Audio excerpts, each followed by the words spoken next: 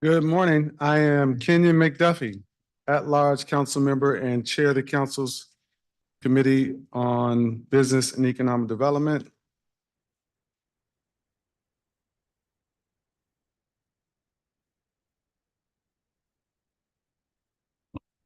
And today is Wednesday, January 10th, 2024. We're convening this roundtable in person and via Zoom.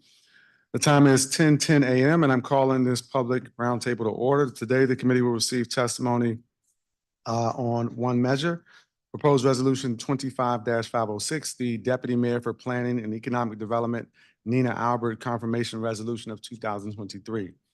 As a reminder, public witnesses will have 3 minutes to provide testimony, and nominee witnesses testifying on their own behalf they're going to have 5 minutes to testify.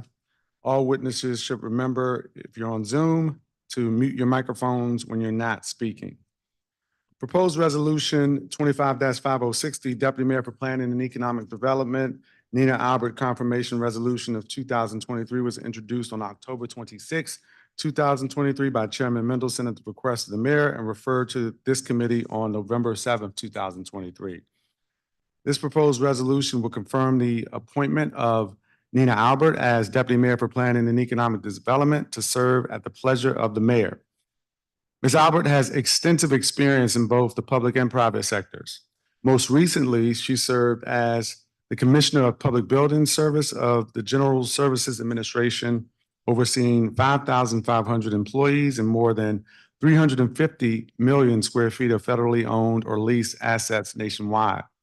Previously, she was the Vice President of Real Estate and Parking at the Washington Metropolitan Area Transit Authority and a Director of Public Affairs and Government Relations at Walmart. She is no stranger to the Deputy Mayor for Planning and Economic Development Office. She actually worked there early in her career, overseeing the Anacostia Waterfront Initiative and its redevelopment of the wharf. She's a veteran of the United States Army and holds a master's in city and regional planning from the University of North Carolina, Chapel Hill, and a Bachelor of Science in Mechanical Engineering from Tufts University.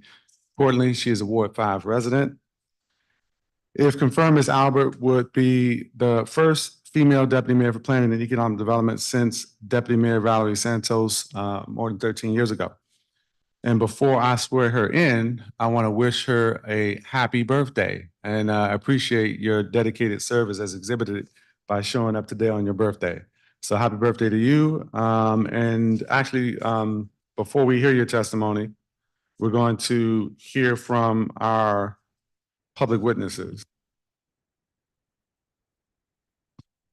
And we have a number of them. So just to remind everybody, they're going to have 3 minutes. We're going to go down this list in the order in which we see the names here, except a couple of folks who have modified their testimony because they cannot appear in person. I'm going to make a call for folks once, and then we're going to keep on moving because, as you know, we actually have a hearing immediately following this at 11 a.m. So we're going to start with Rachel Clark, the Policy Director at Redstone Global Center for Prevention and Wellness, Robert Vincent Branham, Liz DeBarros with the DC Building Industry Association, Leona Agaritas with the Golden Triangle Business Improvement District. Actually, we have some folks in person, so we're going to call who's in person. Okay. All right. Rachel is here. Liz Barros, Leona are not. Kevin Reggie is not. Anybody else here? Rich Bradley is here. Come on up, Rich.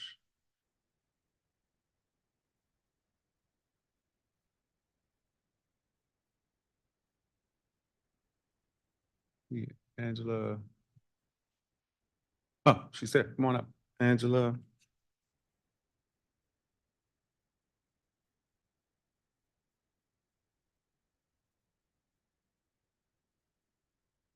Rachel Clark, Rich Bradley, Andy Altman is here. You come on up. Andrew Altman is here as well. And I think that will make up our first panel of witnesses. And good morning to each of you. Thank you for taking the time to appear before the committee this morning to provide testimony. We're going to start with Rachel Clark. Good morning, and thank you, Chairperson McDuffie, members and staff. I'm Rachel Clark. I'm the Policy Director at the Redstone Center at the GW School of Public Health. I support Ms. Albert's nomination today, and happy birthday. But I'm here really to raise the issue of DC's park system as a public health priority of our center for her consideration. Parks foster physical activity, mitigate the urban heat island effect, improve air quality, and capture carbon. They're also key drivers of economic activity and have been proven to improve quality of life, increase municipal revenue, and support local economic development.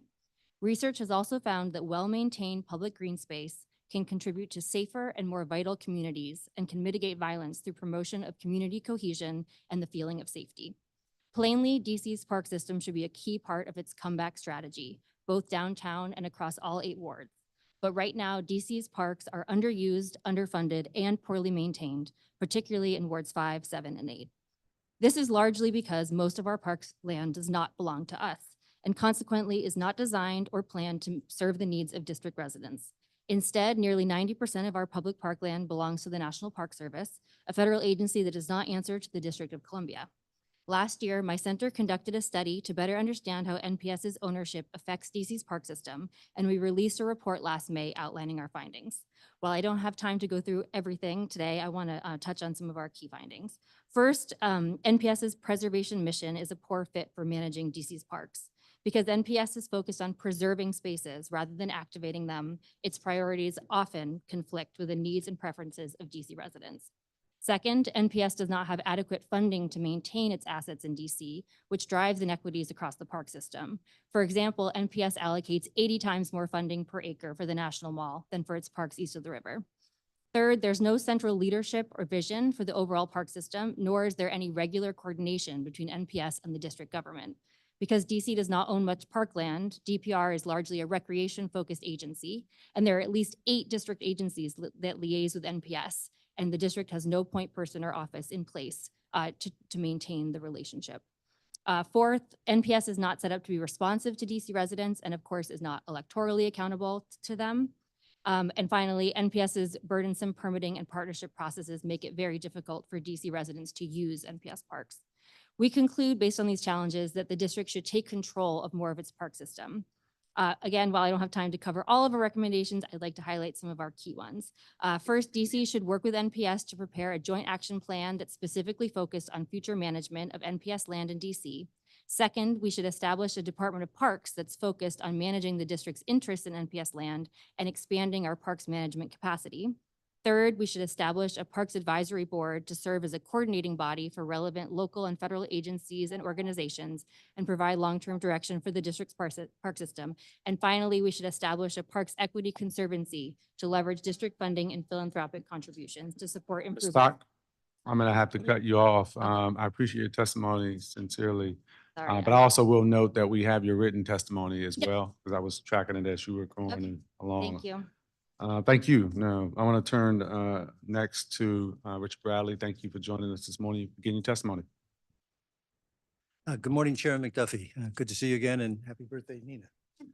I welcome the opportunity to endorse Nina's candidacy as deputy mayor. My name is Rich Bradley. I'm a longtime resident of the city. And in 1997, I helped found the Downtown Business Improvement District and run it for 17 years. More recently, I've been working to help set up bids in both DuPont Circle and Friendship Heights and have been the chairman of the National Cherry Blossom Festival. Over this period of time, I've known and enjoyed working with Nina in many different capacities. And as a consequence, I've learned that she's really the ideal candidate for this position. While people will focus on other aspects of her candidacy, I'd like to focus really on 3 qualities and capacities that I think that are essential for the position. First of all, is her deep and extensive knowledge of the field of economic development planning from her time as a graduate school, where she got a master's in planning, to working at GSA. She's dealt with projects large and small, from financing big projects to microeconomic lending for small businesses. It's the range of kinds of things the deputy mayor would deal with. Secondly, she is both an innovative systems thinker and someone who tends to detail. And there's a relationship between those 2 things. That's essential, essentially, given the fact that she will oversee a variety of complex agencies, but she will also lead multi-sectoral initiatives in the community to bring various stakeholders together to achieve the kind of economic results we need. And lastly, she's personable, approachable, and compassionate. This makes her a natural collaborator. And I think that's a key thing in terms of the needing to knit the community together to approach the kinds of problems we have. I think as a consequence of those values, which she'll bring, I think, to most decisions, I think she'll make the hard decisions that will do the most good for the greatest number. I strongly recommend her candidacy. Thank you very much. And thank you for your testimony. Our next witness who's in person is Angela Franco. Good morning to you. Can you testify? Good morning, good morning, good morning. Greetings, Chairman McDuffie, committee members, and staff. My name is Angela Franco. I'm the president and CEO of the DC Chamber of Commerce, and we represent over 1,100 businesses, and I'm here in support of Nina Albert's confirmation as Deputy Mayor for Planning and Economic Development. You have my testimony, but I want to speak a little bit of my experience working with Nina. I've known her over 15 years, and we worked very closely together during my tenure as president of the Greater Washington Hispanic Chamber of Commerce, where we worked with a lot of small businesses, minority-owned businesses. So not only her understanding of real estate and development, but also the understanding of the development of the small business community that is critical in the development of our city. The other area that I want to cover that I think is very important in the moment we're living now in the District of Columbia is the ability to lead and to be inclusive. It is a very important time where we need to work together. We need to make sure that we include all the business organizations, the smaller and large organizations, the smaller and large businesses. And I think Nina has all the ability to guide us through that process. I'm just here in support of her nomination. I'm happy to answer any questions, and we greatly appreciate Councilmember McDuffie, you holding this hearing for us to be able to share our experiences and support her fully in her nomination. Thank you. And thank you for your testimony this morning. Our final witness on this panel is Andrew Altman, and good morning to you. Thanks for joining us. Beginning testimony. Good morning, Chair McDuffie, members of the committee and staff. I'm Andrew Altman, a resident of Washington, D.C., a principal of 5 Squares Development, a real estate company based here in the district. I was formerly the director of the Office of Planning and CEO of the Anacostia Waterfront Corporation under Mayor Anthony Williams. I have not been back in a long time, so it's good to be in this capacity testifying. I'm here today to enthusiastically support the approval of Nina Albert as Deputy Mayor for Planning and Economic Development. I've known Nina professionally for over 8 years since I returned to the district, and have known of her work for much longer through the Anacostia Waterfront Initiative. Nina is an outstanding urban development and economic development leader. She is perfect for the position of DEMPED. And I commend the mayor for nominating her and urge you to confirm her appointment. I think it's one of the most important things we can do in terms of economic development and moving the city forward at this critical and urgent time. I say this based both on my experience working directly with Nina in her former position as director of WMATA Real Estate, and as someone who has led and worked with hundreds of urban development, economic development, and city planning professionals in my 25+ year career in the public and private sectors. Both here in DC, in Philadelphia, where I was the deputy mayor for planning and economic development, in London, where I was the CEO of the Olympic Legacy Company, and now as a private developer.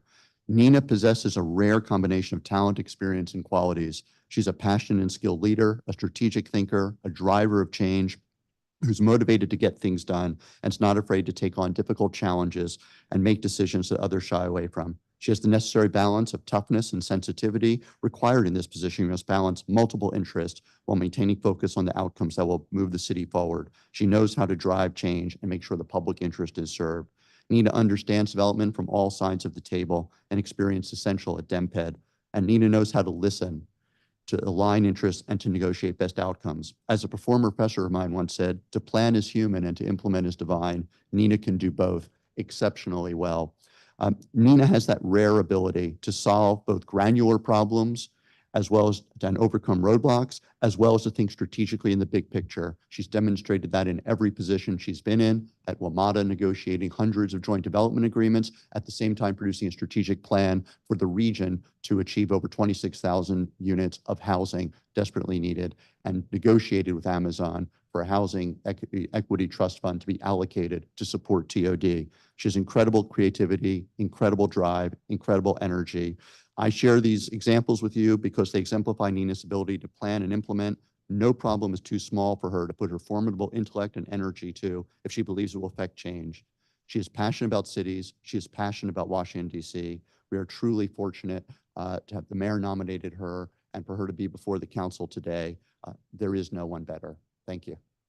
And thank you for your testimony. I want to thank each of the witnesses for the testimony today. Just briefly, though, I think one of the critiques of the Office of the Deputy Mayor for Planning and Economic Development in the past has been, as I understand it, a tendency to focus on real estate development, dispositions of the district property. But that, and this isn't a critique of any individual necessarily so much as it is my desire to get your feedback on how you think Nina might approach some of this in her experience and background. But I think now more than ever, with everything happening downtown, high vacancy rates, announcements around Monumental, just concerns about closures, impact on restaurants, pandemic, et cetera.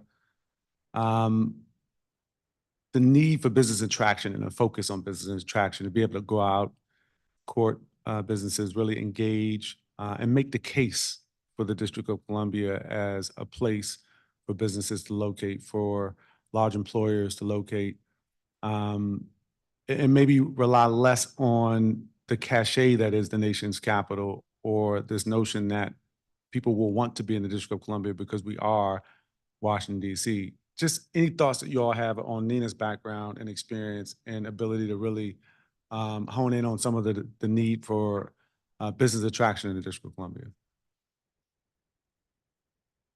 Yeah, I think that Nina is very, very down to earth. And I think that the ability to listen at this point and understand the greatness that the district has without getting to that place of being blind about it is critical. The other part that I see is the inclusiveness of really talking to all the people in the community, because I think that one of the things that have lacked in the past is really listening to the community and to all the partners. And I think that's something that she will do very well, understanding the big picture, bringing everybody, listening carefully, and doing what's right for the District of Columbia. Okay. All right. Anybody else?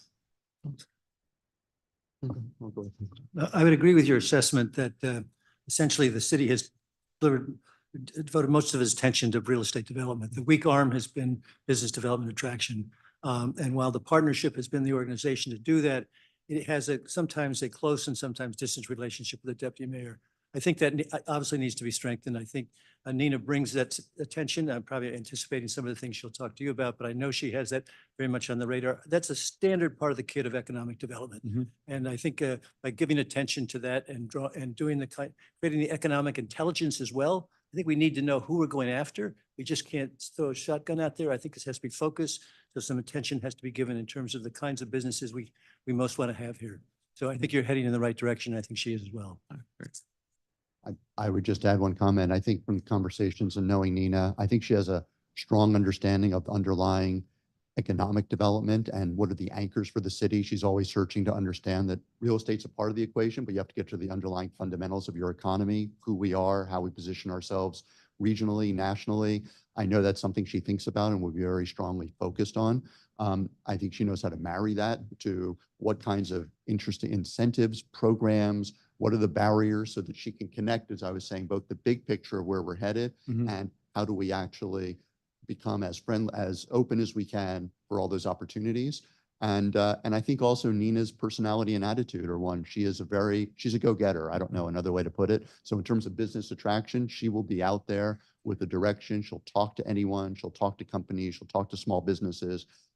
I think she's really passionate and fearless and is a driver in that way. So I think she'll bring that energy to this office. Great. Appreciate it. I don't know if you have just a brief final thought, Rachel Clark. I cut you off toward the end of your testimony. I don't know if there's anything else you wanted to add to the record. I have acknowledged that we do have your written testimony, and I think it's appropriate to acknowledge.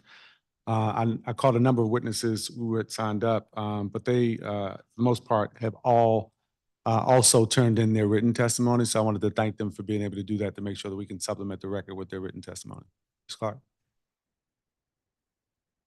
I was almost done. I was just going to encourage Ms. Albert to consider the park system in her vision, for DC's future and its planning and economic development strategy. Thank you for that. Thank you each for your testimony.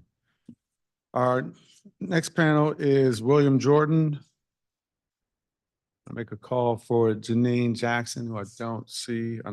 We have a written testimony. Zachary Israel.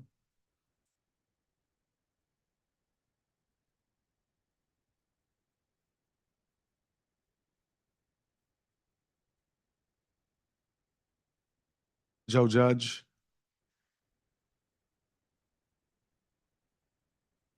And Kosi Bradley.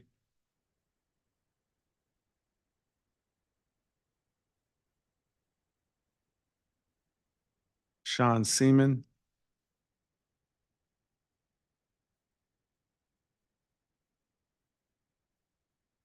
Stan Wall is also here, and that will complete this panel.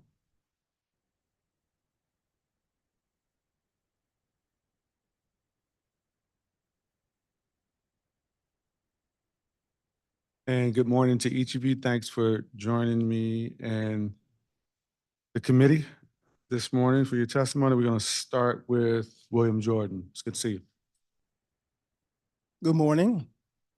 I'm William Jordan, 30-plus year resident of Columbia Heights and a member of the Park Morton Equity Team. The Park Morton Equity Team was founded by the council at Park Morton, the resident council, and its president, Shante High, to bring a resident-first approach rooted in racial equity to DMPAD's floundering New Communities program.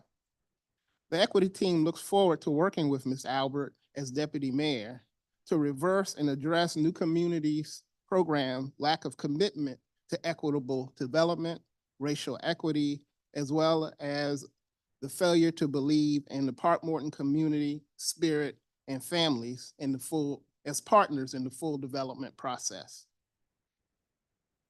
The Housing Authority new director, Keith Pettigrew, has committed to meet with Park Morton residents in order to explore more equitable solutions at the Park Morton New Communities Redevelopment Project, and we urge and request that Deputy Mayor Albert join us in an effort in the coming weeks to make this possible.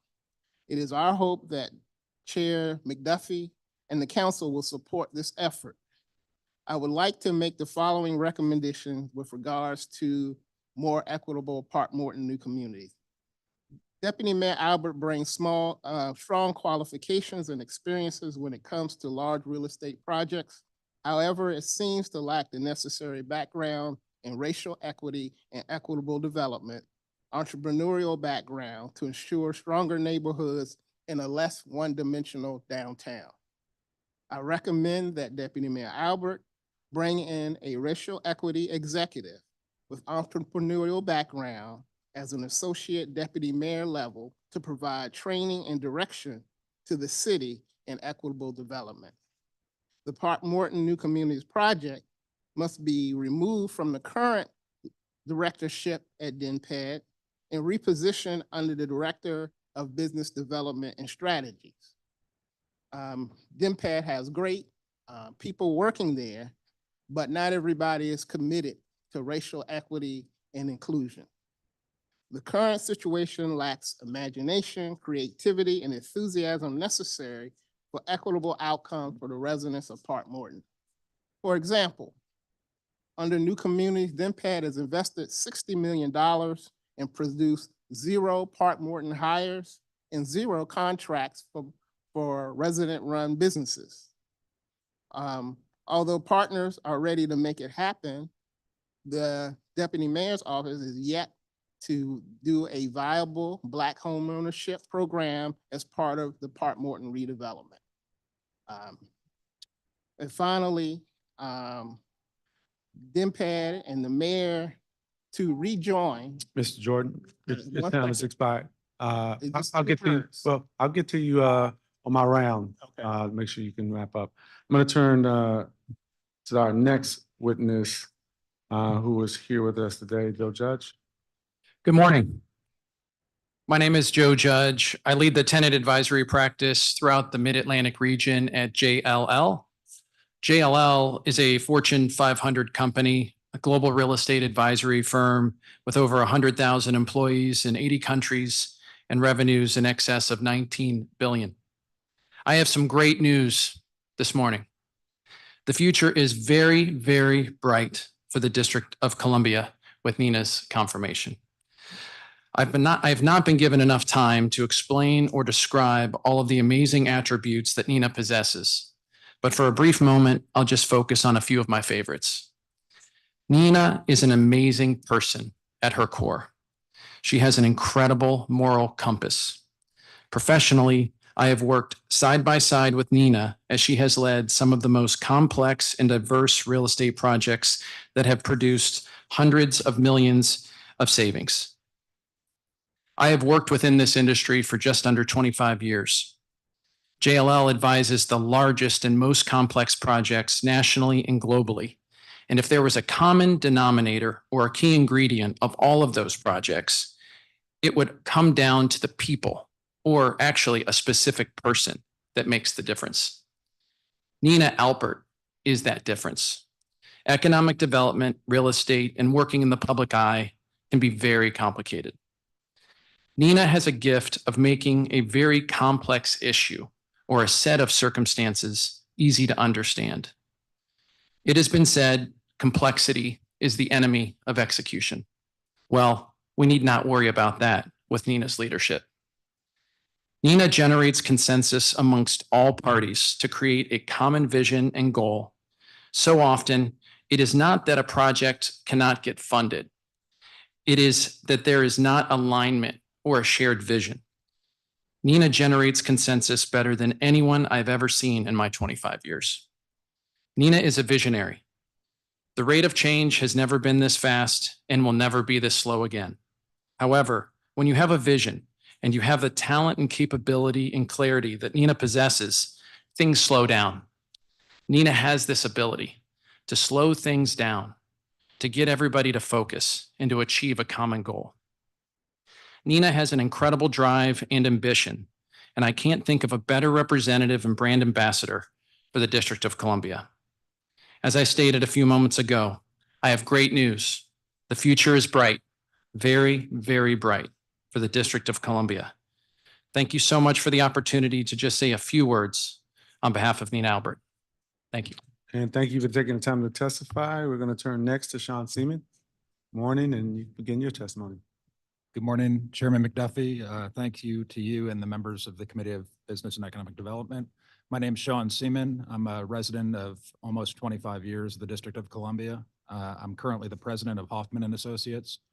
Our company is a District of Columbia-based mixed-use developer. We've worked in many of the great neighborhoods of the District of Columbia, most recently the Wharf in Southwest. I'm here this morning to provide my testimony in support of Nina Albert in the matter of PR 25506. I enthusiastically recommend Nina and the committee's approval of her nomination for the Deputy Mayor for Planning and Economic Development. I've known Nina personally for over 15 years, personally and professionally. I've had the opportunity to work with her in a variety of professional circumstances, both inside the Deputy Mayor's office in the District of Columbia government and also outside of the District of Columbia with her work at WMATA. In all these interactions, Nina's been a consummate professional. She's incredibly thoughtful, measured in her approach, and takes into account all of the various stakeholder feedback to make informed and decisive decisions in all of her work. In her roles with the district, Nina has proven to be a champion for the District of Columbia and has a history of working with all of the DEMPED stakeholders, including residents and businesses alike, to deliver the most economic benefit possible to the district, while at the same time protecting the residents of the district and the assets of the District of Columbia. Nina and I worked most closely together on the land disposition agreement for the redevelopment of the Southwest Waterfront, or the Wharf. It was an incredibly complex project. It spanned multiple jurisdictions or multiple administrations here in the District of Columbia. And she was a stalwart in the Deputy Mayor's office through all that. She was a tenacious counterparty in the agreements that we negotiated with her and always put the district's interests first. She was also a skilled negotiator and understood that the best outcomes for the project often resulted from an alignment of interests and shared successes for all the counterparties. The economic development impact of the wharf to the district is significant, and the economic investments made by the district in this project have been realized in significant affordable housing, job creation, CBE hiring, environmental successes, and importantly, real tax revenue generation for the district and meaningful economic impact. And Nina's involvement in that project was incredible and was a large part of the reason that it's the success it is today. Someone with Nina's experience and focus is critical at this juncture of the district's history, where significant economic stimulus and creative thinking will be needed to assist the mayor and the council's effort to revitalize the downtown of Washington, D.C. The deputy mayor's role will be critical in helping drive retention efforts and attract new businesses to the district that will ultimately drive new headquarters, employees, residents into the downtown area, making us more competitive with other cities and jurisdictions. Nina is the right person for the job. Thank you for your testimony. We're going to turn next to Stan Wall, and good morning to you. Thanks for being here. And begin your testimony. Good morning, Chairman McDuffie, and thank you for having me today. My name is Stan Wall. I'm a Ward 3 resident, longtime DC resident, former advisory neighborhood commissioner, and currently head of a managing partner of an economic development firm here in Washington, DC. I'm honored to express my strong endorsement for Nina Albert's appointment as deputy mayor for planning and economic development. In these challenging times for our city, Nina's qualifications, experience, and dedication make her an exceptional candidate who can play a pivotal role in helping us chart a vibrant, optimistic future for our city that enables all of our residents and businesses to thrive. One of the most critical challenges of Washington, D.C. is the revitalization of its downtown core. Nina's extensive experience in urban planning and economic development, coupled with her track record of successfully revitalizing neighborhoods, positions her perfectly to lead this effort. Under her guidance, we can anticipate strategic initiatives aimed at revitalizing downtown, attracting businesses, and making the heart of our city vibrant once again.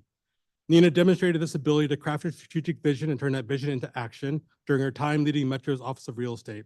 In that leadership position, she initiated Metro's first ever strategic plan for joint development, which helped the agency prioritize economic development around numerous underutilized stations across our region.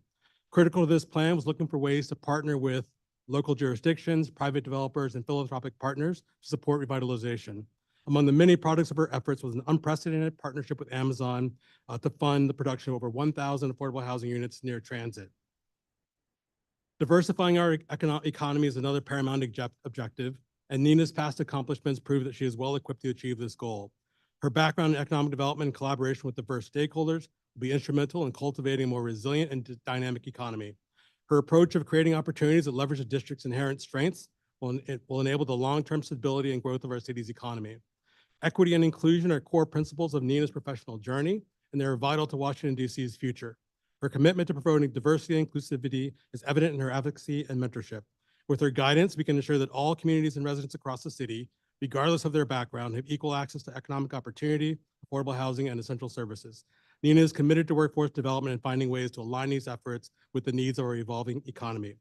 With Nina leading the way, I have every confidence that our city will address these challenges with innovation and determination, emerging as an even stronger, more inclusive, and economically vibrant city for all residents. I urge the council to support Nina Albert's appointment. Thank you for considering her for this critical position. And thank you for your testimony. I want to thank each of the witnesses for their testimony. Mrs. Jordan, I wanted to come back to you for a quick final thought and finishing up your testimony. Then I have a question about your testimony. My last thought had been that the DMPED needs to come back to the Housing Authority Board as a non-voting member. They're a critical partner. They're investing and they need to be a part of it and there for accountability. That was my last thought. And you had mentioned, and I appreciate you mentioning, because it's been a focus of mine as chair of this committee around racial equity broadly throughout government, in particular around economic development, business, and opportunity. What specifically would you like to see from the next deputy mayor, assuming it's Nina Albert, if she's confirmed, from that office in terms of racial equity? And are you speaking specifically to a particular project where you have experience, or you mean more broadly throughout the office in the way it does business and economic development? Well, my response is based on working from the ground up. So I look at the specific projects and to see whether we're seeing a more racially equitable city by being able to just walk the street, you can tell. The example, that we talk about is downtown. So one of the issues downtown was guess what they call hucksters making all that noise, right? In front of the Capital One Center. But actually, one of the people was a young man, maybe 9 years old, who wanted to be a rap star. And yes, he played his music too loud, but he saw that as an opportunity to share his talents and to become a part of this city and its development. And the owners of the arena just wanted to get rid of him, right? So here you had a young man, plenty of space, and there was nothing creative coming out of downtown to absorb that energy and make it work more equitably for young people who were just trying to become a part of the economic vitalization of downtown. Let me ask you this, you think that's the role of the deputy mayor? The deputy mayor's policy should include the future of our young people. Got it. Absolutely. In terms of how you think about economic opportunity and security. Right, and so to answer your question, therefore the office must have someone whose focus is to make that happen and to create the partnerships that are necessary to make that happen. And you have a brilliant staff there. I've worked with them, but that's not their focus. Their focus is how do we get that next brick in the ground? All right. And, No, and it's I just not appreciate that. translated. Yeah, no, I brought that up just in terms of the focus in the earlier panel, so I appreciate you raising that. Let me ask Joe Judge, you mentioned the phrase brand ambassador in describing Nina Albert, amongst the other ways that you described her. You said the future is bright. I think about all the challenges that we face in the District of Columbia, in particular downtown. I talked a little bit earlier about, just the office market and the challenges around that. But there are a host of other challenges. And I think a part of it is I think a tendency of places like the District of Columbia to rest on its laurels and do business the same way we've always done it. And we cannot afford to do that today in 2024 in the way that we perhaps have done it in the past, having the federal government anchor a lot of what goes on in our city and having all those federal employees fill our streets during the day with foot traffic and spending their dollars and augmenting our budget through increased revenues.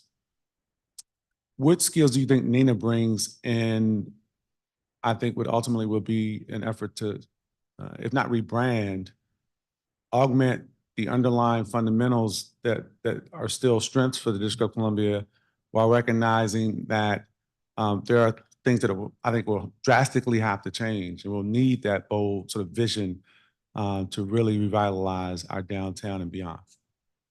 Sure. How much time do I have? Not a whole lot of time. I'm sure you can. It's a phenomenal question, and it's the reality that we're currently facing, which is why I meant everything I said and how excited I am personally, and how I do feel the future is so bright under Nina's leadership. And speaking, we heard all these countless examples, and a common theme is innovation. Never did Nina rest on the laurels of the organizations in which she was a part of. And as far as consensus building, if you want better answers, you need to ask better questions. And Nina asks great questions. She's tremendously curious, authentically, just so passionate about the community that she lives in. And she's a relentless problem solver. And when you think about the current state of affairs with where we are today, if you want to have just incredible success, you need some incredible circumstances. And wow, we've got a Rubik's Cube in front of us. And again, working on the most complex projects with Nina that nobody thought was possible, from mass consolidations to highly complex ownership profiles, debt maturities, loans that are maturing, and things that were just complex, but bringing everybody together and understanding a vision, a common goal, and charting a North Star is exactly what we need. Right. And we need that strong anchor and that strong foundation. It won't happen overnight, but it will happen. Right. I appreciate each of your testimony. I believe I have everybody's written testimony. If I don't, if you haven't already submitted it, if you could do so for the record, we would appreciate it. I'm sure I'll talk a little bit about Nina's experience at WMATA, and we'll definitely talk about her experience in DMPED with the wharf. And so I appreciate you all sharing your insights about that. So thank you. Thank you.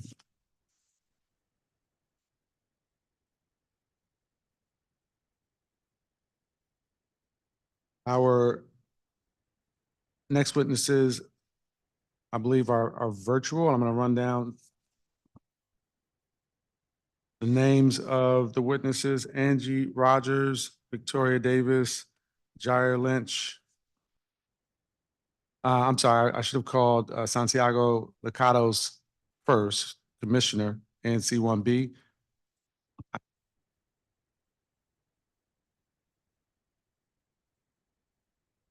Miguel Trinidad Duramo.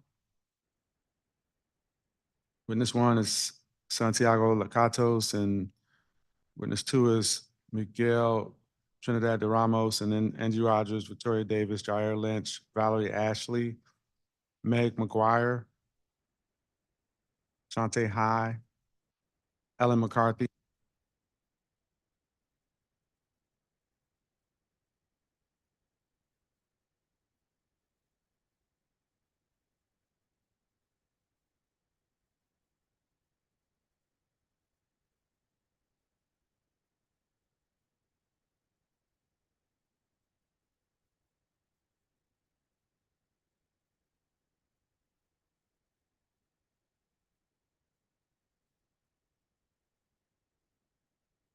Tiffany Johnson, Laura Richards, Brendan Shane, Jennifer Hernandez, Joy Pinkney, Commissioner 4D, Nancy 4D, Steve Coleman, Ariana Gard, and Christina Noel. I'm making a call for the virtual witnesses, and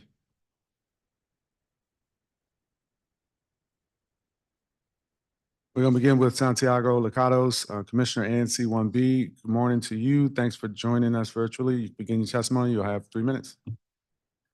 Thank you. Good morning, Chairperson McDuffie, Deputy Mayor Albert, members of the committee. My name is Santiago Licados. I'm an ANC Commissioner representing Single Member District 1B04 in the U Street Corridor. In my spoken testimony today, I'm going to focus very specifically on one area of DMPED's portfolio that affects my ANC, obtaining transfers of land from the federal government, specifically parkland. I include some added details in my written testimony on this, as well as one other issue, which is the need for DMPED to work on some more aggressive zoning reforms to increase housing supply in the district, but that's in my written testimony for the record, which I submitted this morning. So as a part of the district's comeback goals, there's an urgent need for DMPED to focus on maximizing local control of federally owned local park space in the district.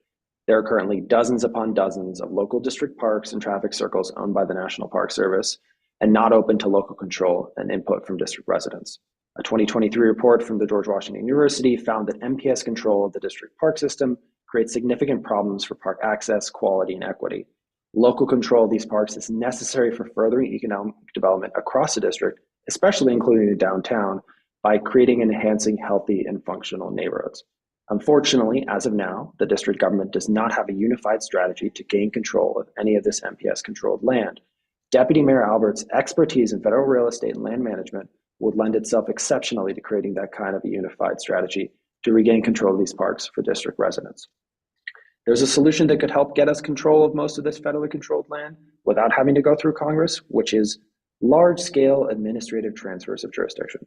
I'm going to acknowledge that is a bureaucratic mouthful, but to give some context for those of you unfamiliar, administrative transfers of jurisdiction allow MPS to transfer jurisdiction and effective control of parks to DC government, but not full ownership, which would require an act of Congress.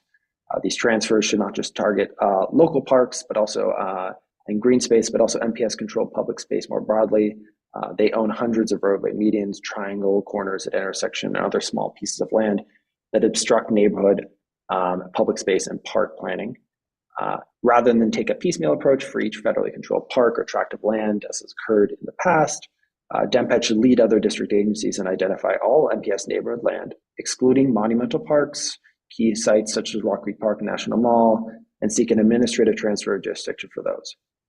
The eventual transfer will require a whole of government approach, including funding and support for maintenance, improvements for DPR staffing and operations and other capacities. But that doesn't mean we should take a piecemeal approach to obtain its parkland. I do include significantly more details in my written testimony, but I would strongly encourage Deputy Mayor Albert to take this on as a component of her mantle as the new Deputy Mayor for Planning and Economic Development. Thank you for the opportunity to testify today in support of her confirmation, and I'm happy to answer any questions you might have.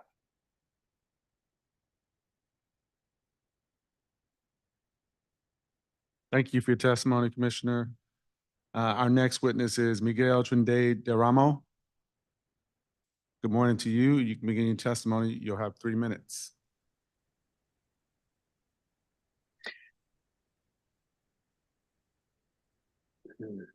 Thank you, Chairperson McDuffie, members of the committee, good morning.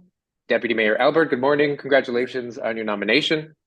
My name is Miguel Trindade de Ramo, and I serve as the Advisory Neighborhood Commissioner for District 1B06, which is the neighborhood of Meridian Hill. I'm grateful to my fellow commissioner and associate myself completely with his testimony. Council members, Deputy Mayor Albert, the crown jewel of my neighborhood is Meridian Hill Park, also called Malcolm X Park. It too is a National Park Service property. Its current state of disrepair is well known to Washingtonians who are disappointed each summer to see the once splendid Cascade Fountain deactivated for yet another season, owing to expensive repairs that the Park Service will not prioritize. We know that a beautiful and well-maintained public space improves quality of life and raises property values in the surrounding neighborhoods. Yet I'm also speaking about restoring this public space to the important position it once held. In decades past, Meridian Hill was a haven for the arts, hosting outdoor concert series in the summers that drew audience numbers in the thousands. Chamber quartets played regularly, the Von Trapp family performed here, as did Martha Graham. Such events are not only culturally valuable, they also generate important revenue for local businesses. Yet in its current condition, the park cannot play its role as an economic and social hub for the community. Significantly, the park has also been a beacon for democracy. When the downtown theaters refused to desegregate in the late 1940s, the Washington Theater Festival relocated to Meridian Hill Park, where it welcomed a mixed-race audience. The importance of Meridian Hill Park in the civil rights era as a site of congregation, community building, and protest renders it sacred ground to the people of Washington. Meridian Hill may not be a priority for the National Park Service, but it is a priority for the people of the district. I note that Deputy Mayor Albert has deep professional history in designing and managing public-private partnerships, and I hope she will leverage that experience in considering what such partnerships could do for public spaces like Meridian Hill Park. Much like the Wharf, Meridian Hill has potential well beyond its immediate vicinity. I believe that we can make meaningful progress if we look beyond a binary district versus feds framework, but rather pursue cooperative solutions among the federal government, an engaged and proactive district government, nonprofit partners, and private enterprise. As she's intimately familiar with the Anacostia waterfront, I'm certain that Deputy Mayor Albert is also aware of the history of the revitalization of the Georgetown waterfront. I note that the champion of that project was a senator from Illinois who happened to live in Georgetown and loved rowing on the river. We have no senator of our own, and so we rely on other leaders to represent our interests at the federal level. Can you be that leader now for us, Deputy Mayor Albert? I very much hope so. I thank you all for your time and attention here today. And thank you for your testimony. I appreciate both of your testimony about our parks. And just, you all can't see her, but Nina Albert is present in the chambers and listening to the testimony as well. So we'll ask her for a comment on the testimony that we heard from both of you, as well as earlier testimony from Rachel Clark. Our next witness is Jair Lynch. Good morning to you. You can begin your testimony. Thanks for joining us. Good morning. Can you hear me? Yes, we can hear you. Great. Great to see you, Councilmember McDuffie. Good morning, Chairman McDuffie and members of the committee. I am Jair Lynch, President and CEO of Jair Lynch Real Estate Partners, a DC-based investment and development company. I'm testifying on behalf of our 40 associates, many of which who live in the district, including myself, who's been here for over 25 years. We welcome this opportunity to express our strong support for the confirmation of Nina Albert as the Deputy Mayor of Planning and Economic Development. Her extensive experience, dedication, and proven track record make her an excellent choice for this crucial position.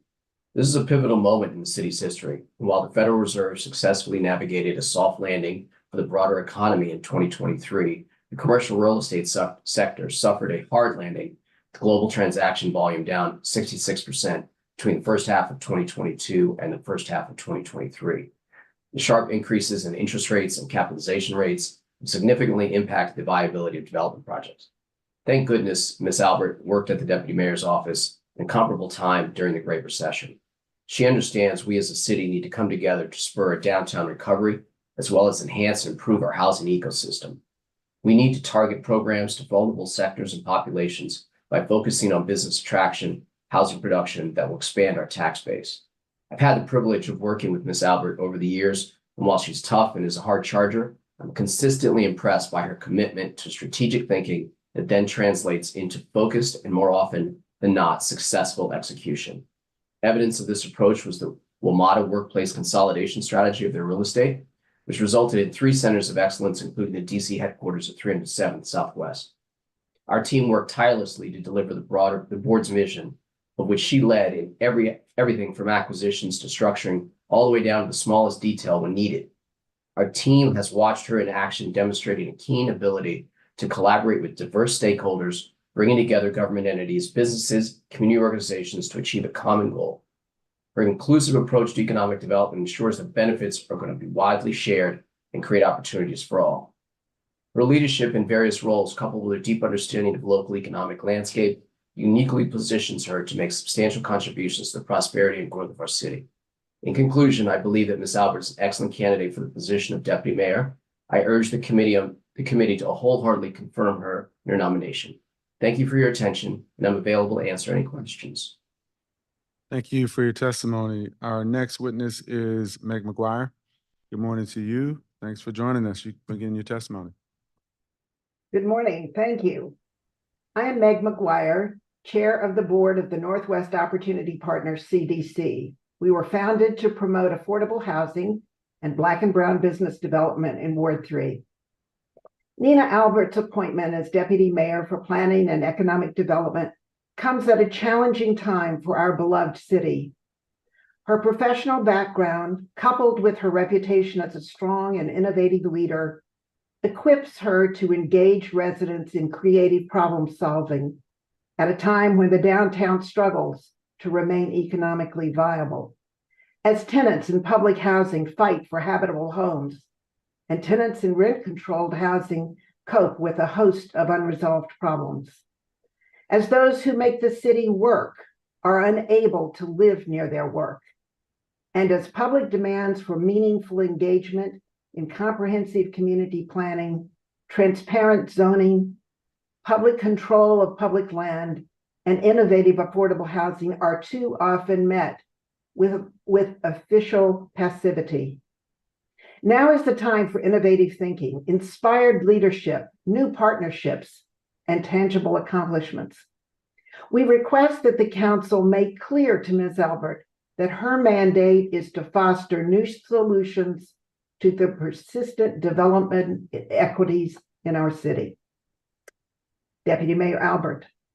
Northwest Opportunity Partners is studying specific approaches to affordable housing and business development in Ward 3, particularly in Friendship Heights. We believe that if you work in Ward 3, you should be able to live in Ward 3. Redevelopment of the all-electric WMATA bus garage on the Lord and Taylor site presents an exciting large-scale opportunity for Metro bus drivers and their families, grocery workers, teaching assistants, and health aides to live near their work. Even though WMATA's leadership has been diverted from site planning to operational viability, we are making good use of this interim time to study what is possible on the 2 sites. We will request a meeting with you in the near future to share our approach to meeting the mayor's affordable housing goals in Rock Creek West. In addition, we will seek your support for legislation to create an affordable housing land in areas of the city like Ward 3, where there is a severe deficiency of both affordable housing and available public land on which to build it. You appear to be the right person at the right place at the right time. We promise to work closely with you to transform civic depression into civic accomplishment. Thank you. And thank you for your testimony and taking the time to offer it to the committee this morning. Meg McGuire, we really appreciate it. We're going to turn next to Shante High.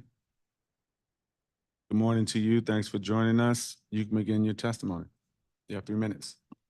Good morning. Thank you. I'm Ms. Shante High, President of the Council at Park Morton. I'd like to testify about the community of Park Morton. The residents there were made promises that the government officials have failed to keep. I want to acknowledge that the Park Morton Equity Plan was created by residents who would like to become homeowners, business owners, and stakeholders in our community. Home ownership is the real means to housing stability. It is time to close the gap to allow district citizens to be more productive members.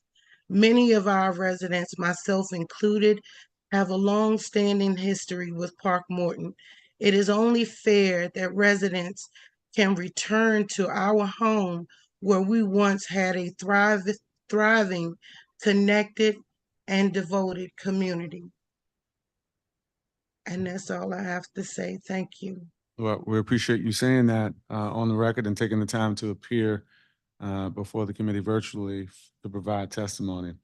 Our next witness is Laura Richards. Good morning to you. Thanks for joining us. You can begin your testimony.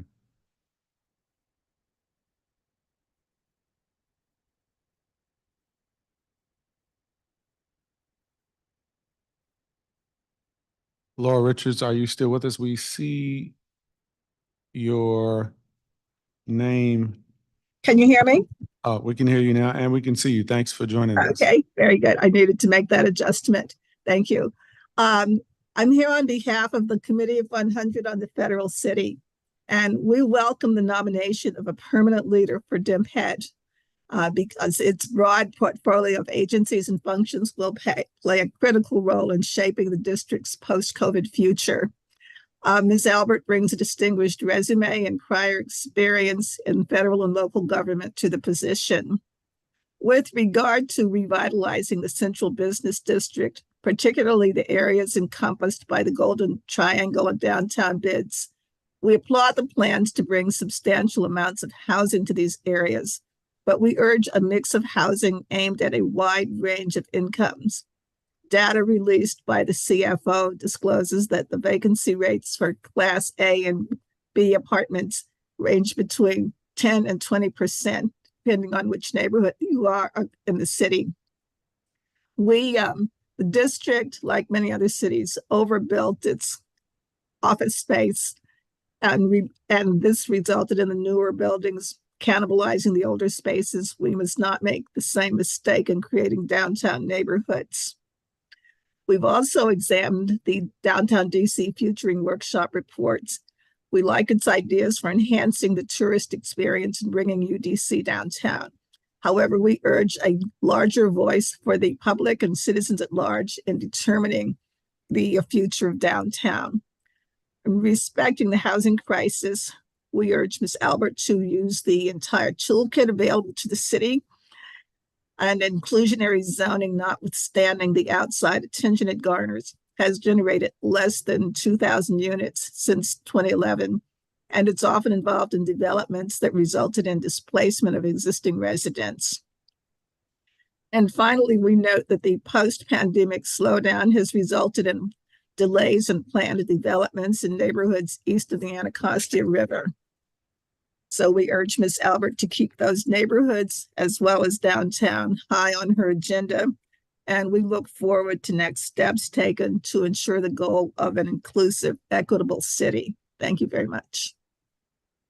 And thank you very much for your testimony this morning. We're going to turn next to Brendan Shane. Good morning to you. You can begin your testimony. You'll have 3 minutes. Thank you, and good morning, Chairman McDuffie and members of the committee. My name is Brendan Shane, and I'm very pleased to speak in support of the confirmation of Nina Albert. As a former district government employee, first as the environmental director for Anacostia Waterfront Corporation, and then as chief of policy and sustainability at the District Department of the Environment, I was fortunate to work with Nina in several capacities as Anacostia Waterfront Project Manager at DEMPED, and then as the Green Economy Lead at DDOE. Since then, her portfolio of accomplishments has only grown to impact the region while at Metro and the nation while Commissioner of Public Buildings Service at GSA. In our time working together, I watched Nina engage with community partners, development companies, a whole range of district and federal agencies to advance the wharf and other transformational projects along the Anacostia. She provided valuable input and guidance as we developed groundbreaking environmental sustainability standards.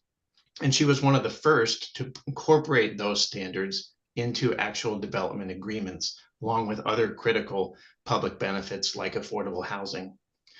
Nina succeeded then and since because she has the vision to see a better future, the skill set to manage complex projects and portfolios, and the tenacity and sound judgment to make what are often very tough decisions. Moreover, she succeeds because she has the respect of her colleagues and partners across the community who understand very well her steadfast commitment to improving the lives of district residents. As a 28-year district resident who together with my wife has raised our 2 boys here, I have a strong interest in seeing the city and all the residents prosper. There are significant challenges, as many have suggested, in a post-pandemic economy and a rapidly changing climate. We need leaders like Nina with a deep experience and the innovative spirit to look beyond business as usual and create a bright future for the city. I can think of no one better than Nina to fill the role. Thanks for the opportunity to comment. And thank you for providing your testimony this morning. Our next witness and final witness for this panel is Christina Noel. Thank you for joining us virtually this morning. It's good to see you and begin your testimony.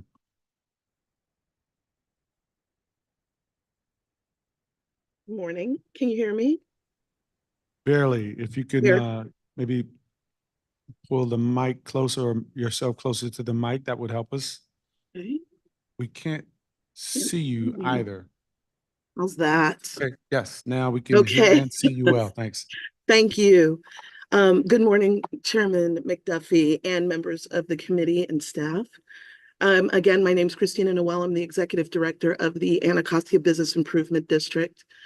The East of the River neighborhoods that we serve are in the midst of evolutionary change. We walk a fine balance in making sure our businesses and residential communities have the opportunity to remain while welcoming the new. Nina Albert has demonstrated commitment and dedication to Washington, D.C. for many years. In my professional capacity, I've had the privilege of witnessing firsthand her ability to consistently garner the support of colleagues and stakeholders and navigate tense situations successfully. For example, prior to the Southwest Wharf becoming the wharf we know today, when it was known that the renewal transition would take place in a short period of time, Nina understood that it was important to keep foot traffic and the venues in the area active, to support local businesses, places for workers and visitors to dine, and to not create a haven for criminal activity until the new developments took shape. Her responsibility to manage the 2,800-acre waterfront revitalization did not deter her from personally working with businesses, entrepreneurs, and community to find an outcome to challenges and yet deliver on a project that has become an amazing destination. As we look at the growth of our east of the river neighborhoods and the focus required for DC's downtown, we believe that Nina Albert has the experience and ability to maintain the broad view of creating positive impact for all DC neighborhoods. Her boots on the ground win-win approach and her understanding of working with communities to create big picture forward movement while remembering the importance of taking sincere strategic strikes to create positive change. We recognize our need. We know she will do her best, and our hopes are placed with her. As Deputy Mayor of Planning and Economic Development, I am confident that Nina Albert will continue to make a significant positive impact on the challenges and opportunities our city faces today and the lives of those she serves. It is without reservation that I offer my endorsement and support. Thank you for the opportunity to testify. We consider this confirmation a critical priority for our community and the city. If you have any questions at any time, please feel free to contact me directly. I am at your disposal. Thank you very much for your testimony. I don't have any questions, but really do appreciate each of the witnesses testifying on this panel, especially the ANC commissioners who talked about the need to have better engagement of our National Park Service. And I'm going to ask and I want to hear comments from our nominee around what the issues that they'll raise on that respect. And I also want to recognize Rachel Clark for raising those issues as well. As somebody who's really pushed to see more statues of women and people of color reflected in the District of Columbia, having funded the construction of a statue of Charles Hammond in Houston several years ago, but not having seen any of the work begin just yet, having proposed that we build said statue on the Pocket Park in front of Superior Court in Indiana Avenue and D Street in front of the old Recorder of Deeds. I would hope that we can better engage our federal partners to get control of some of that land so we can do more of the great work for the residents of the District of Columbia. I also want to thank Meg McGuire, Shante High, and Laura Richards for their testimony and really raising up the equity issues that so many residents are concerned with across the District of Columbia. As a person and council member who's championed racial equity, social justice, and economic opportunity and inclusion for several years, I really want to hear our nominees' ideas and thoughts about how things are going today and what she plans to do if confirmed for this position. And so thank all the witnesses who testified, the public witnesses this morning. We're now going to pivot to hear from our nominee, Nina Albert. And before you sit, Ms. Albert, if you could raise your right hand so I could swear you in. Do you swear or affirm under penalty of law that the testimony you're about to provide before the Council of the District of Columbia, the Committee on Business and Economic Development, is the truth, the whole truth, and nothing but the truth? Thank you very much. You may be seated. Good morning to you. Thanks for joining us once again on your birthday. You can begin your testimony whenever you're ready. Good morning. Thank you for the birthday wishes. I don't think I've ever gotten so much attention, but that's wonderful, and it actually helps me rein in the day. Good morning, Chairman McDuffie and members of the Committee of Business and Economic Development. My name is Nina Albert, and I'm the Acting Deputy Mayor for Planning and Economic Development. As a native Washingtonian and a proud Ward 5 resident, I'm honored to have been nominated by Mayor Bowser to lead Planning and Economic Development for the District of Columbia. And I welcome the opportunity to discuss my credentials as well as my approach to achieving the mayor's comeback plan. If confirmed, I'll apply my experience in real estate portfolio management, public-private partnerships, planning, economic revitalization, sustainable development, and community engagement to serve DC residents and businesses to the best of my ability. I began my career in the U.S. Army, where I served as a first lieutenant in the Signal Corps and worked as a real estate consultant before I joined the Anacostia Waterfront Corporation in 2006, after which time I moved to DEMPED.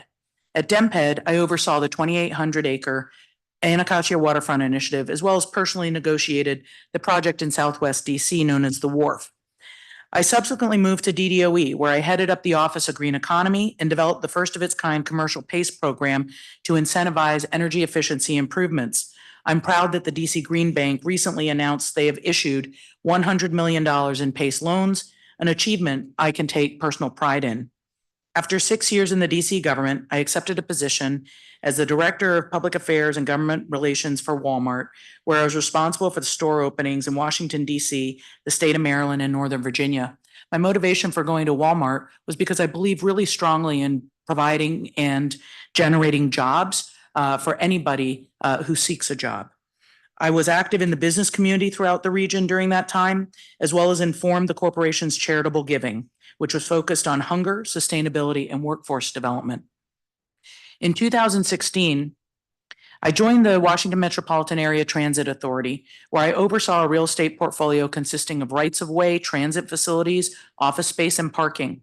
I authored WMATA's 10-year strategic plan for joint development, sold WMATA's headquarters building in Gallery Place, consolidated 10 office buildings into 3 new buildings, established a partnership with Amazon to deliver more than 1,000 new affordable housing units, and completed the largest solar development on transit-owned property in the country.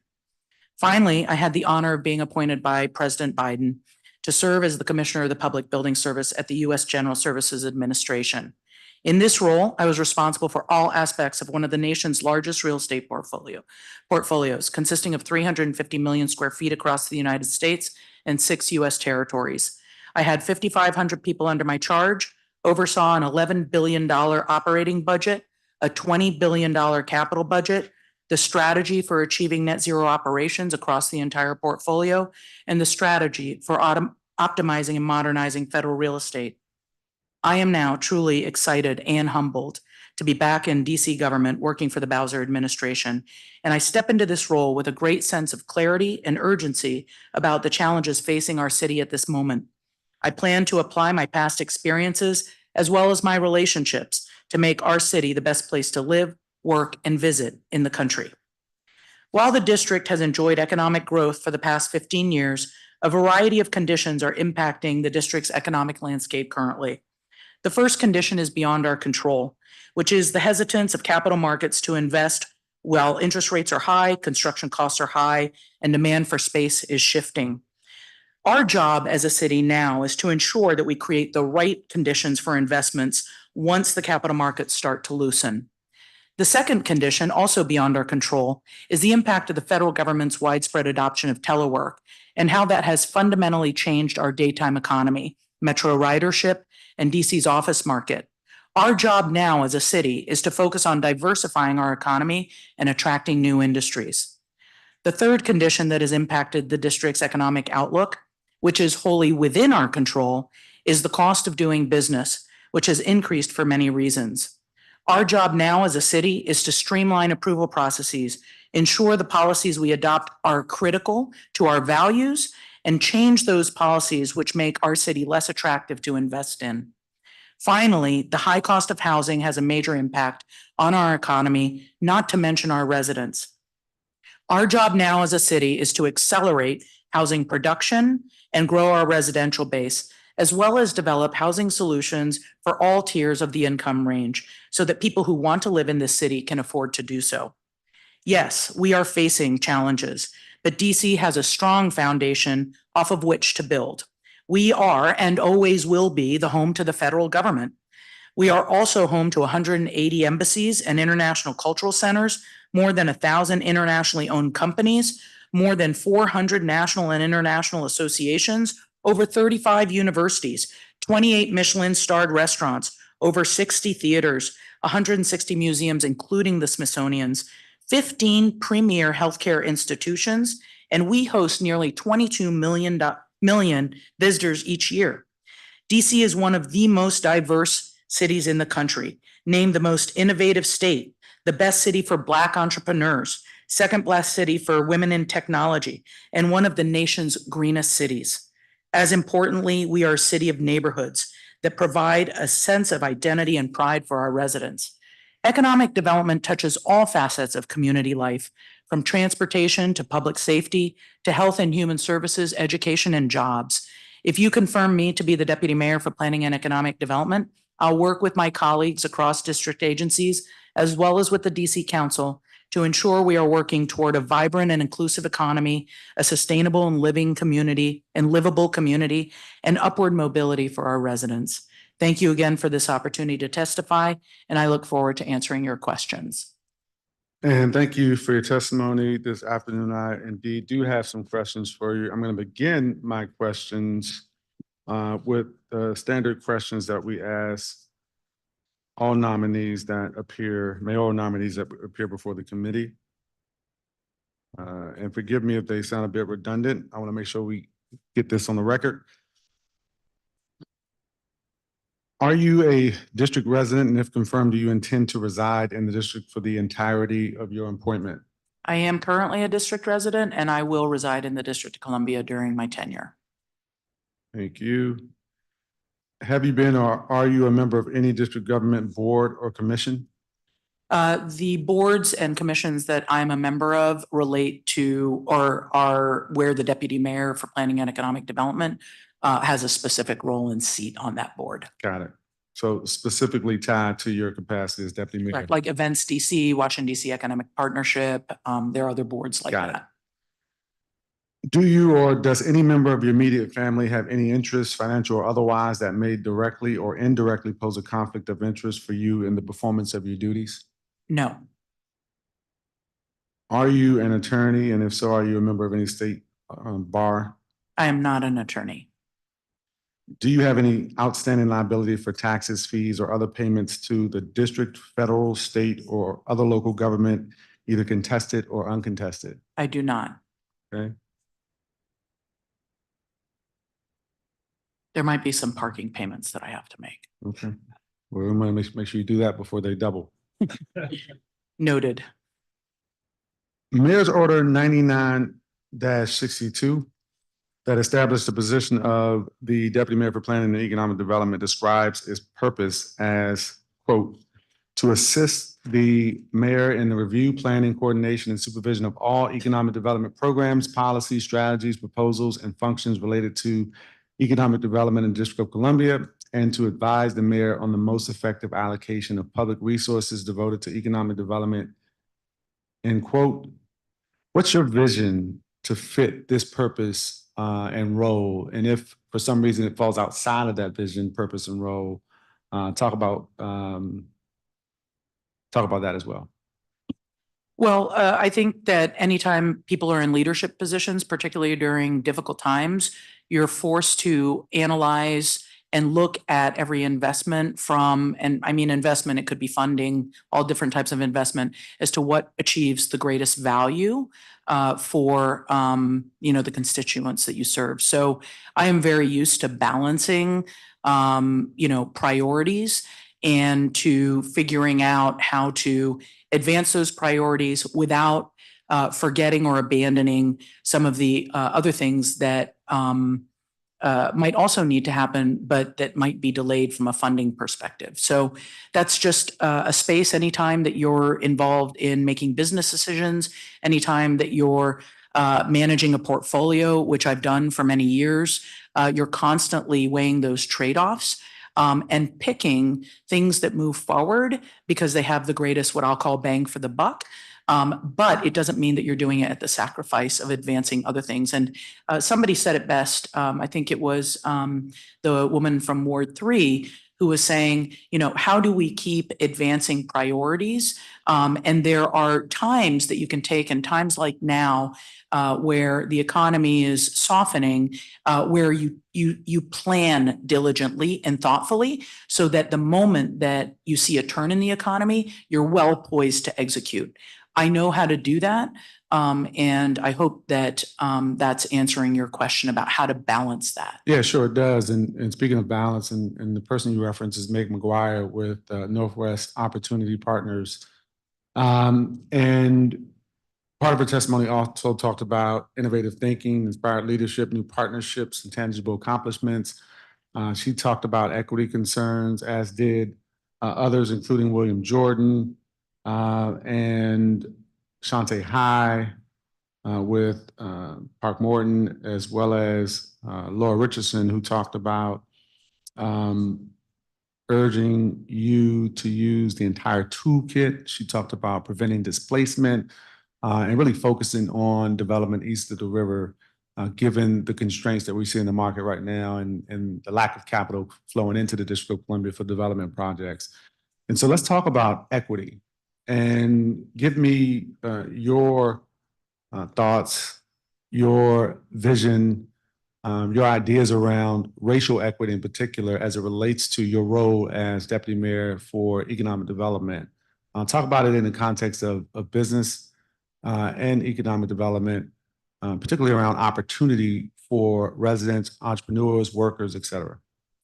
Well, thank you for this question. First of all, as a person of color myself, as a woman, as somebody who sees themselves as an entrepreneur and innovator, I know what my ambition personally would want in terms of having equitable access to capital, equitable access to relationships and people who can help me be successful. So I think that that's what any investor, entrepreneur, job seeker is seeking, the opportunity to be at the table and to be given a fair shot. And so when I look at what my role is as deputy mayor of a city that is as diverse as we are in the District of Columbia, I'm looking at the structural components to make sure that as it pertains to access to DC contracts, as it pertains to access to public-private developments, and the ability to have a diverse team, a fair contribution, particularly when you're talking about pure equity investments. And then from the jobs that result from any of these developments or business attraction initiatives that we may take on, making sure that we have prepared people properly and that we, in the case of the deputy mayor, planning and economic development, partnering with the deputy mayor for education, making sure that we give advance notice as to where we see that job growth occurring so that there can be the subsequent job training programs, more importantly, as importantly, preparedness for people to enter into those jobs, and then the support to help them thrive. I have a track record of equitable development just of my own. When I worked at the Wharf, we were implementing one of the most aggressive inclusions of workforce hiring from the result of the activity, not only construction, but also post-construction for all those businesses that opened up, that they would have to implement first source hiring from the District of Columbia. When I was at WMATA, WMATA is a regional organization. It did not have, at that time, a specific minority-owned business or locally owned business hiring or contracting goal. I talked to a variety of businesses and said, what is it that we could do that would be most helpful to you, particularly as a regional organization? And they said, if I'm a Maryland-owned business and I'm going for a WMATA job, I want to not have to apply for yet another certification. That's a burden on my time and a burden on my wallet. And so we put into place the requirement that we could recognize any certification from within WMATA's region to work on our projects. And that was a great door that opened that minority-owned businesses, women-owned businesses, locally owned businesses had access to that they didn't do before. I'm also a huge believer that we shouldn't only be focusing on the startup of small businesses and inclusion of small businesses. I am very interested in the growth to medium-sized businesses owned by minorities and women, and also the growth of medium businesses moving into large-scale projects and large-scale opportunities, because that's, to me, the penultimate goal of when we'll see a truly diverse economy. And there are ways to accomplish that. Yeah. Access to capital is one of them. And I believe that I have a set of relationships, partnerships, and that we can make the district one of those places that businesses come to because they want to pursue and have ability to pursue access to capital. Right. No, I appreciate that. And I'm going to get back to my written questions that I have, but I want to pick up on your response and keep on this thread of questions around equity and talk about small businesses. You mentioned growing businesses. I think business growth is critically important. I think looking at the landscape for existing businesses that we want to retain, help sustain and grow, but also attracting small businesses that have growth potential. Talk about, the role of some of the organizations and entities that are already doing solid work in the District of Columbia and how you envision working with some of them. I think about, minority depository institutions, our CDFIs in the District of Columbia who support a lot of the work that DMPED does, and separately and independently do a lot of their own work with some of our small businesses across the District of Columbia. I think about our various chambers of commerce. We had Angela, who testified earlier for the DC Chamber of Commerce. We also have an organization that she previously ran, which is the Hispanic Chamber of Commerce. We have a Black Chamber of Commerce. Like, how do you envision working with those entities that are already engaging some of these small businesses and really thinking about ways to invest, free up capital, and grow some of those businesses who are hiring individuals? And you all just had a big announcement, you all, me and the mayor and others, about the Green Book. So wealth of opportunities within the Green Book, but only a fraction of those contracting opportunities typically go to Black contractors. I think there are some Hispanic contractors that get an outsized amount perhaps when it comes to construction, but in other areas, Hispanic contractors really don't get the sorts of opportunities that I think they should get when it comes to the Green Book and DC contracting. So talk about that. It's a long question, a lot in there, but unpack that a little bit if you can and talk about how you would work with some of those organizations, including like the Hispanic Contractors Association, et cetera. Well, thanks for the question. I think that there are a number of different organizations, and I think that actually shows like a healthy engagement as opposed to maybe one mega organization that is spread really thin. To me, the way that I work when there's kind of a multitude of different interests is to meet one-on-one. You have to understand what the specific nature of the interests of a Hispanic-owned business is versus a Black-owned business, because they may be different. So I think that there's great value in understanding specifically what issues affect any particular business community. But I also think that there's a great power to convene. And that's what the role of government often is bringing interests together and saying, which are the things that we can do as a city to make doing business in the District of Columbia easier and better for you. So that to me is a role that I can specifically play, which is to convene people together and help prioritize what really needs to be our next business agenda. I have heard over the past 3 months, but even before when I was part of the business community myself, is the need to streamline processes. I'm hearing that time and time again because time is money, particularly to small businesses. The other thing that I think is a very common refrain from small businesses, and rightfully so, are a couple different things. One is they are very stressed for time and resources. They're just trying to get their business up and off the ground. So what can we do as a government to make that information much more readily accessible and easy to digest? The Green Book is an attempt and a piece of that, but there are other things that we can be doing as well. For example, this year at DMPED, we're going to be issuing all of our development grants at once in, I think, late January or early February. This takes the onus off of businesses or organizations that are going to apply to these grants to constantly research when these grants are available and they might have missed the calendar. So again, we need to, as a government, make everything possible as easy as possible, particularly for small businesses. And then the last piece is that I think, again, the government has a great role in is matchmaking or making business opportunities, whether they're government to business or whether they're business to business, make those opportunities much more readily known and available, again, to preserve small business time. Those are some of the what I consider low-hanging fruit ways for us to make sure that small businesses are both supported, are knowledgeable of what opportunities are coming. And then there's a more complex element to this, which is getting access to capital and the resources that they need to either grow and thrive. We've done some of that, but I think that there's more structural work that we could do to support that. Okay, appreciate your response. You've been acting deputy mayor for several months now. How many months has it been? 3 months, almost exactly. 3 months, okay.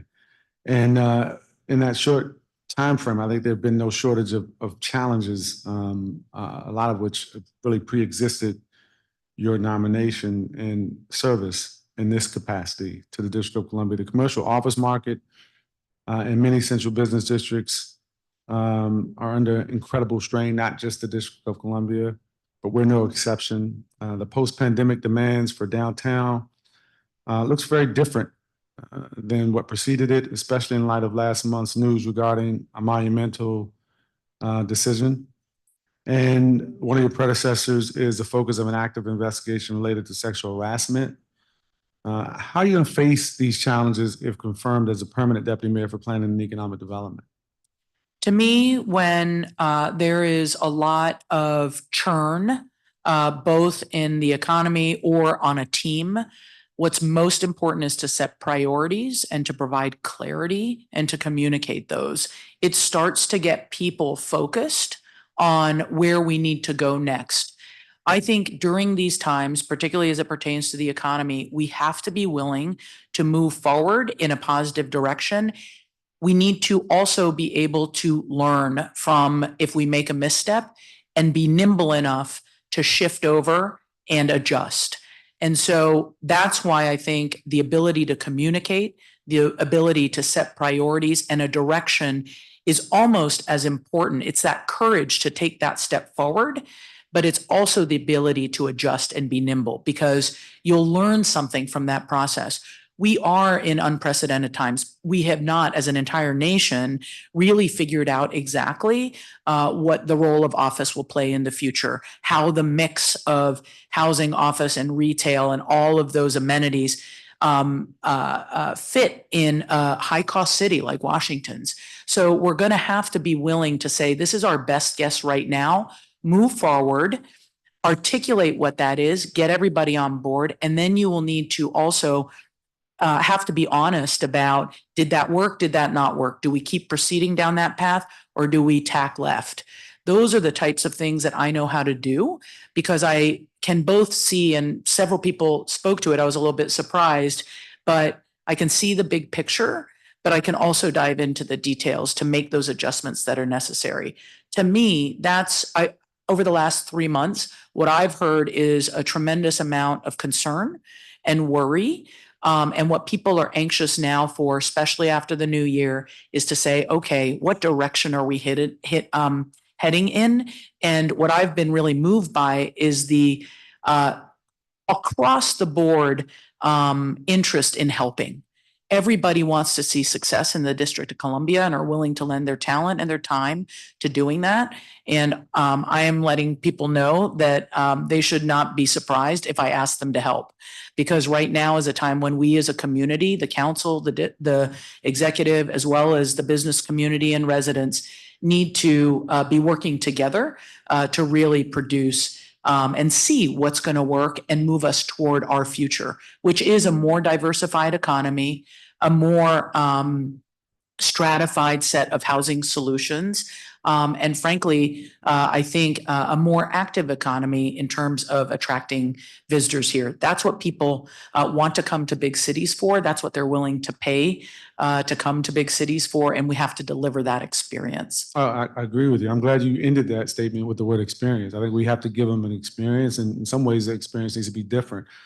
There are some underlying fundamentals in our economy that I think are strengths. There are a lot of assets that bring people to the District of Columbia. Many of them are under our control. Some are not. The federal assets aren't under our control. We had some, I think, really good testimony from some public witnesses, including Rachel Clark and Commissioners Lakatos and Duramo, about the need for the district to take a more active role in engaging the federal government, NPS, and perhaps, other agencies around our parks, our being our national, our parks. What are your thoughts or any reaction that you have to their testimony about those assets? I also mentioned, some of the things that I've done in terms of support with the council with legislation around statues, monuments, and other things that we'd like to be able to do in the District of Columbia It is challenging to find and identify places to do some of these things. And in some instances, there are federal sites that, if not dormant, are not as active as they possibly could be in drawing people into those spaces. Well, I have to say, I agreed with all three of those witnesses and with their background. My bio that's sort of posted on LinkedIn doesn't talk about this, but when I was at the District of Columbia at DemPed previously as a project manager, I was also the person responsible for the relationship with the National Park Service at that time. Since then, obviously, I've worked for the General Services Administration, understand now from the federal context what is within their ability to negotiate and what isn't. I agree wholeheartedly that we need a strategy and a decision about if we were, and we've been successful before, by the way, in getting significant land transfers and negotiating with the federal government. I think that the National Park Service would welcome a partnership. Candidly, they've got a lot of pieces of property here. They've got a major mission. And I think that we could be an exemplar city for how you activate national parks in an urban region. The tools within our disposal, the ways to negotiate and get the ability to activate, control, manage these parks are multifold. They can be straight up transfers from the federal government to the district. They can be administrative transfers, as somebody had mentioned. And you can negotiate all different kinds of arrangements as long as the two parties are in agreement as to what the outcome is. And so I believe that I'm both well positioned to help develop that strategy and address it, communicate it, negotiate it, so that the district has a shot at getting better control. I also just want to talk and sort of my comments about this with what my values are. I believe that livability of cities is not just economic, it also has to do with health, and it has to do with sort of a standard of living. And we have people at all levels of the income spectrum, and parks are the great unifier and the great equalizer. It allows people from every walk of life to be able to walk, enjoy, breathe, meditate, get centered. And I think that that has time and time again, all the health, mental health, and physical health benefits, to me, is really part of having successful people who are ready and capable of, occupying jobs, moving up, and all of those things. So I just personally, from a value system and a value set, am a big believer in parks, a big believer in the cleanliness and the resiliency of our environment, and know how to weave those types of priorities into what is a more traditional economic development toolkit. Speaking of your previous experience and position, there are some outstanding questions related to your involvement in a GSA decision that was announced late last year regarding the selection of a new site for the FBI headquarters. And I understand that the Inspector General has started an evaluation into the matter. What, if anything, can you share on the topic? It's no secret. There is the evaluation that the GSA's IG has begun. They have not contacted me yet, and I don't know if they will because they're evaluating GSA's process. There are 3 House committees that have taken interest in this, all with an oversight role for this site selection process. I've responded to questions that were raised by the House Transportation and Infrastructure Committee, and I've been asked by the House Judiciary and House Oversight Committees to participate in an interview. And so we're right now just working on the logistics of that. I believe that GSA put forward, the administrator, the task of having a fair and transparent process. I was part of that process and believe that GSA conducted that and that I conducted that in a fair and transparent manner. And I'm happy to answer any of Congress's or the Inspector General's questions on that. All right, thank you for that. I think GSA has issued some statements around this. In particular, I believe there was a statement that, and I'm quoting here, carefully followed the requirements and process and stand behind GSA's final site selection decision, close quote. Would you agree with that statement? I do agree with that statement. Okay. And how does your GSA experience help inform, I think, the approach you would take with federal leasing and workforce landscape here in the District of Columbia? The witnesses, public witnesses talked about primarily MPS and parks, but there's also, other assets, the GSA decisions that are made around federal assets, buildings, et cetera, leases. What, if any, impact would the evaluation that the Inspector General is doing have on your ability to serve, if confirmed, as a permanent deputy mayor? Oh, I don't think that I don't think it'll have any impact on my ability to, act as deputy mayor. My knowledge and background of GSA's portfolio in the National Capital Region, I think, is a great benefit to the district. There's two aspects to it and what I had a chance to learn and be exposed to when I worked for GSA.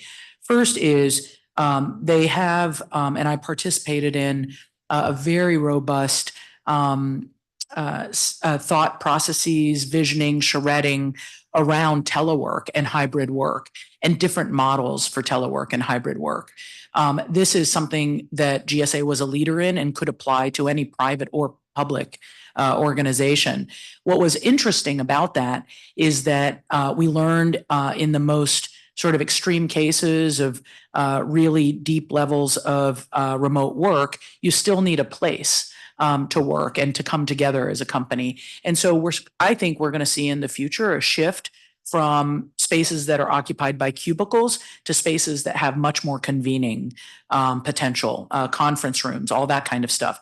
This is the type of space that the District of Columbia should be leaning into and delivering, because I think that we are a city that convenes people. And so in terms of how space might shift, that is something that I got exposed to some of the nation's best thinkers on that. And I think that we can help now in my current position to incentivize and move more toward delivering that kind of space so we become an economy that supports those convenings. As it pertains to GSA's portfolio itself, GSA has been very public about wanting to maximize utilization of their existing owned assets. And we know also that 50% of their leased assets have expiration dates coming up. I want to speak to this in two different ways. The owned assets in the District of Columbia are concentrated in Federal Triangle, NOMA, and Southwest. That gives us a clue as a city as to how we want to prioritize and where we want to work with the federal government. How do we make Pennsylvania Avenue a really robust kind of borderline and integration space between the federal core and what is going to be a much more mixed use community on the north side of Pennsylvania Avenue? Those are things that National Capital Planning Commission's already working on. I know how to be a partner with that and how to really activate and think about that. In terms of the leases, that is something that is a communication strategy between the district and GSA. How do we make sure that their leasing strategy supports our own strategy? There are ability for us, for example, to influence and say, hey, we want you to concentrate your leasing activity in these areas because it supports our economy. It's called, what that's called in GSA's terminology is defining the delineated area where leases are called.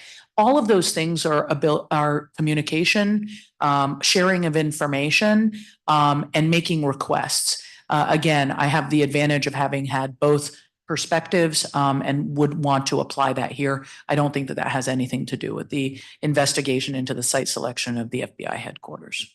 Appreciate that. And just talk a little bit about your WMATA experience as well. Is there anything in particular from your WMATA experience that will inform any approach or goals that you hope to achieve as deputy mayor for planning and economic development? Is there any insights around some of the P3 work that might be emanating from the deputy mayor's office? Talk a little bit about that experience that you had and anything useful in particular that you're bringing with you into this new role. Well, as you know, WMATA is a regional organization, which is always very interesting because you actually see what your competitors are doing, if you will. I got to do development work in Montgomery County, in Prince George's County, in Fairfax County. So I see what are advantages to the district. I see what, from a business investment perspective, are disadvantages to the district. So that's kind of one way that my WMATA experience will benefit me in this role. The second thing is there are a number of partners out there who also have the ability to deliver housing as well as commercial activity. WMATA is one of them. They currently do not pay property tax because they're a not-for-profit organization, but they have the ability to deliver development in their on their property. And so I would really want to work with WMATA on different tools to encourage them to develop on WMATA-owned property, because they have different tools in their toolkit that I'm familiar with and know, and would want to encourage them to deliver that. It's a way to deliver for the District of Columbia to increase production of housing without us having to personally deliver it. I also think that there is a unique thing that WMATA brings to the table, which is the relationship with the US DOT. There are programs that WMATA has access to, including TIFIA and other kinds of funding that is associated particularly with transportation infrastructure. And I think that if we were in partnership with WMATA to pursue some of those programs, we would also be greatly aligned and be able to deliver more for the district. Appreciate that. You were a one-time staffer of DMPED, as you mentioned in your opening statement. And I'm curious about how that experience may have shaped your current experience as Deputy Mayor for Planning and Economic Development. I'm also curious, and maybe I'll save this for the next roundtable, but you also formerly worked at the Anacostia Waterfront Corporation, which was an independent authority. You're familiar with formerly the NCRC in the District of Columbia. And I'm really curious about your take and experience with that entity and how it compares to some of the work that you had done at DMPED, for example, at the Wharf, but also looking at the future of the District of Columbia downtown, whether tools like independent authorities might be useful as we think about all that needs to change, or maybe all that is in store for re-envisioning our downtown. I mean, my experience at DMPED before was honestly a highlight of my career. It was fun. I was in my mid-30s, and I was surrounded by ambitious and smart and motivated people who all shared sort of a similar value of wanting to give back to the district. We were a very horizontal organization at the time, much smaller than it is now. And so we felt like we were part of a community and a family of professionals that were truly, in the truest sense of the word, public servants. We were there to serve the residents of the District of Columbia. I think that that has not changed in the DMPED that I see now. But I do think that having, and I said this at a previous hearing, having more access to me as the deputy mayor, to other managers, and the direction that we're trying to move the city in will strengthen that sense of civic duty and civic pride. So anyway, that's, I think, what was good about having been in DMPED before, and then being able to bring the culture that I really loved and that really formed me as a professional back to the table now. So that's one thing. In terms of my experience at the Anacostia Waterfront Corporation, there are a whole variety of tools that cities employ, including redevelopment corporations. And you have to really think about why you're employing them and whether or not the time is now or whether or not there's a better time to do it. I think at this very moment, this is my assessment. At this very moment in time, what we need to be doing is consolidating and focusing our resources, not spreading them thin. And I'm a little bit worried about starting up a new enterprise to do something when right now what we're trying to do is get our ducks in order and set priorities. So I see great value in redevelopment authorities when you have a specific problem that you're trying to solve. At this moment, the problem that I'm trying to solve and that I think the city that we should be working on together is what are the priorities, what are the tools, and really maximize use of those so that we can generate momentum. That's really the spot that we're in right now. We need to set ourselves up to be able to respond to the economy when it starts to bounce back. And then also we need to focus our tools rather than dilute them in order to make sure that we are unlocking and motivating the behavior that needs to be, the investments that we know need to be made.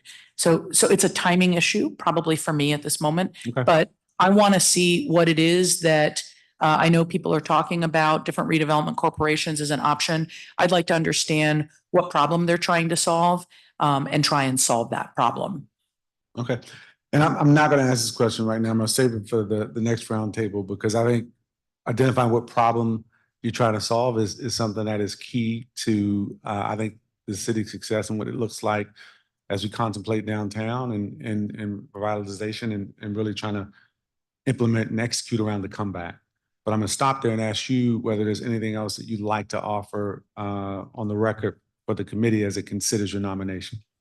Well, I'll just say one thing. It might be a little bit personal in nature. I thought that my last job at GSA was going to be my last job in government. When this opportunity came about, I decided that I felt that I was the right person for this job now. And so my commitment is to this city. That's the reason I'm doing this job or am putting, and I'm going to put everything on the line. I want to make sure that we are successful. I have 3 years, potentially more after that. But at this moment, I know that I've got a 3-year runway to deliver. And I take that sense of urgency very seriously. And I do it in partnership with others.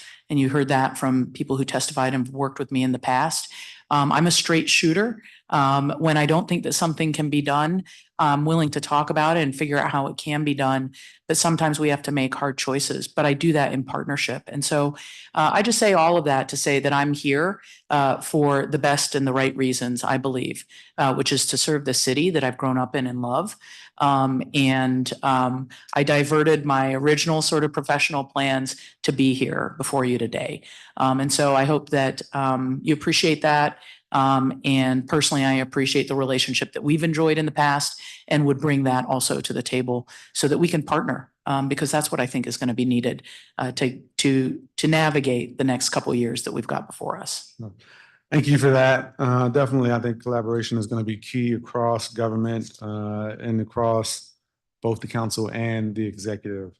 I'd like to thank you for your testimony now in the afternoon. I want to thank all the public witnesses who testified this morning. As a reminder, those interested in submitting written testimony for the record may do so until 5 p.m. on January 12th, 2024. Submissions should be uploaded via the new hearing management system on the council's website at dccouncil.gov. That's dccouncil.gov. There being no further business before the committee, this marks the end of today's public roundtable. The time is now 12:02 p.m. and this hearing is adjourned.